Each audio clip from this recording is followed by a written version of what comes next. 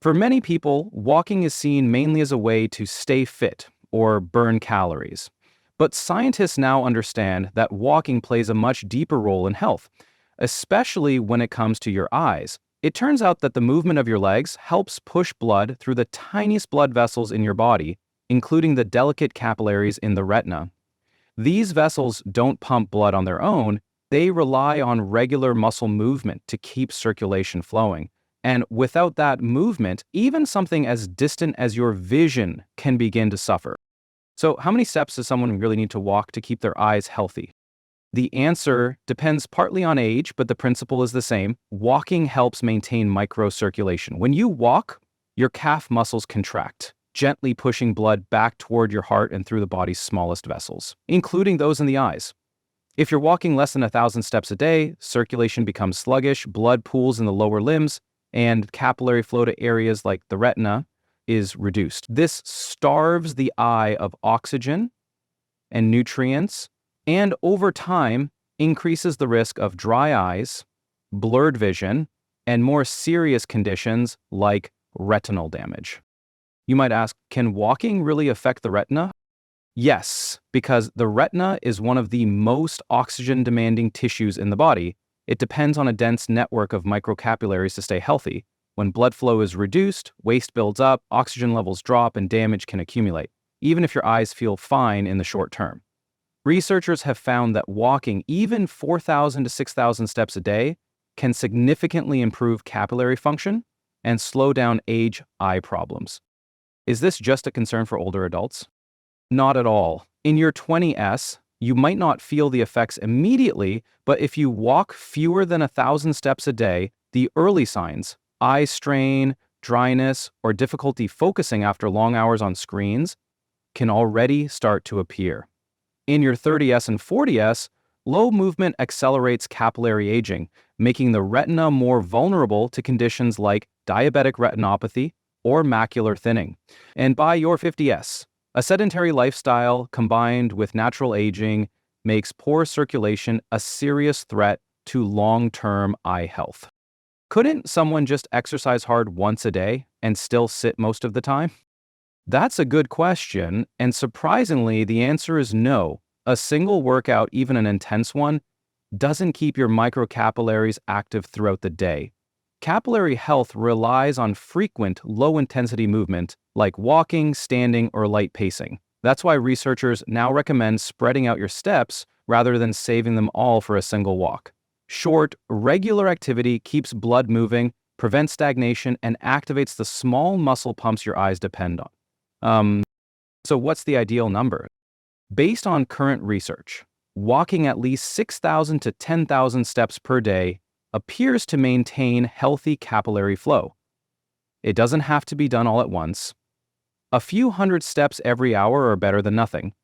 People who walk only 100 to 1,000 steps daily, such as those working long hours at a desk without breaks, are at higher risk of early retinal changes, especially if they also have screen-heavy lifestyles, poor lighting, or elevated blood sugar. Young adults in their early 20s typically possess highly compliant retinal and choroidal microvessels that respond robustly to even modest increases in shear stress induced by walking.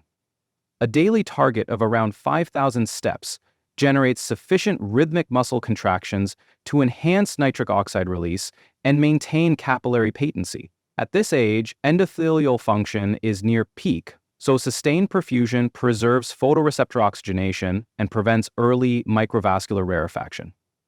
Consistent moderate activity also supports autoregulatory mechanisms that stabilize intraocular pressure.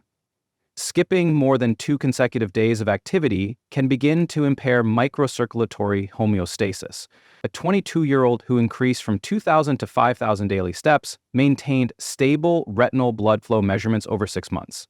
It's like keeping a faucet slightly open each day to prevent pipes from rusting shut. By the third decade, subtle biochemical changes lead to reduced endothelial nitric oxide synthase activity, making higher step counts necessary to sustain microvascular health. A goal of 7,000, 8,000 steps daily increases shear stress enough to offset early stiffening in periretinal arterioles. This enhanced flow helps clear metabolic byproducts, and supports the blood-retina barrier's integrity. Regular walking also stimulates angiogenic growth factors that preserve capillary density. Failure to meet this threshold can accelerate age microvascular decline, increasing risk for early-onset ocular conditions. A 32-year-old who adopted an 8,000-step routine showed improved endothelium-dependent vasodilation in choroidal vessels. It's like oiling a door hinge, more frequently as it begins to squeak. In the fourth decade, cumulative oxidative stress and glycation products impair retinal capillary responsiveness, demanding 8,500 to 9,500 steps per day to maintain optimal oxygen delivery. This higher activity level boosts mitochondrial efficiency in photoreceptor cells by enhancing microcirculatory perfusion. Walking also activates systemic antioxidant defenses, reducing local inflammation in ocular tissues. Consistent movement supports fluid dynamics in the vitreous that aid nutrient exchange. Deviations below 7,000 steps daily correlate with measurable declines in contrast sensitivity. A 45-year-old walker averaging 9,000 steps preserved visual acuity and retinal thickness over 2 years. It's like increasing the flow rate of a garden hose to ensure water reaches the farthest plants. After age 50, choroidal blood flow further diminishes unless activity levels rise to 10,000 to 12,000 steps daily, which maximizes shear-induced vasodilation and delays capillary dropout. This step count also promotes retinal pigment epithelium health by improving nutrient exchange and waste clearance.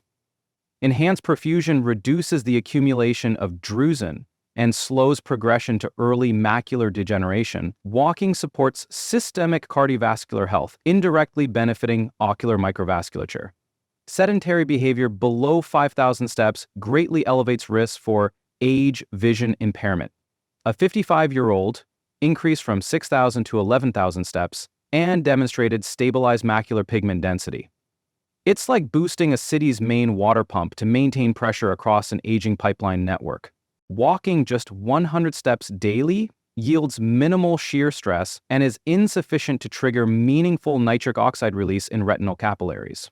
This level of activity fails to engage the endothelial mechanotransduction pathways necessary for microvascular maintenance. Over weeks, such low perfusion can contribute to capillary rarefaction and reduced oxygen delivery to sensitive ocular tissues. Without additional exercise, metabolic waste accumulates, promoting low-grade inflammation. This sedentary baseline accelerates microvascular aging even in younger individuals. Participants restricted to 100 steps daily exhibited a 15% reduction in retinal blood flow velocity after 2 months. It's like barely turning a faucet on, allowing sediment to settle and clog the pipes. A daily regimen of 1,000 steps generates moderate shear stress but typically falls short of sustaining optimal endothelial function in ocular microcirculation. While better than extreme sedentariness, this activity level still permits gradual endothelial dysfunction over time. Partial improvements in flow may occur, but they do not fully counteract age stiffening or inflammatory processes. Intermittent bouts of stair climbing or brisk walking, supplementing these steps, can help reach effective thresholds. Persistent plateau at 1,000 steps leaves the retina vulnerable to microvascular compromise. Individuals walking 1,500 steps daily saw only modest gains in retinal perfusion, with no change in contrast sensitivity. It's like trickling water through a filter, not enough to clear debris completely. Achieving 10,000 steps daily induces robust and sustained shear stress that maximizes nitric oxide bioavailability and preserves capillary integrity across all age groups. This high activity level enhances angiogenic signaling, increases mitochondrial ATP production in retinal neurons, and reduces oxidative damage. Consistent engagement above this threshold supports stable intraocular pressure and prevents microthrombosis. It also provides systemic cardiovascular benefits that indirectly fortify ocular blood flow. Walking at this level represents the practical ceiling where additional steps yield diminishing ocular returns. Participants averaging 10,500 steps per day maintained peak retinal perfusion metrics, regardless of age.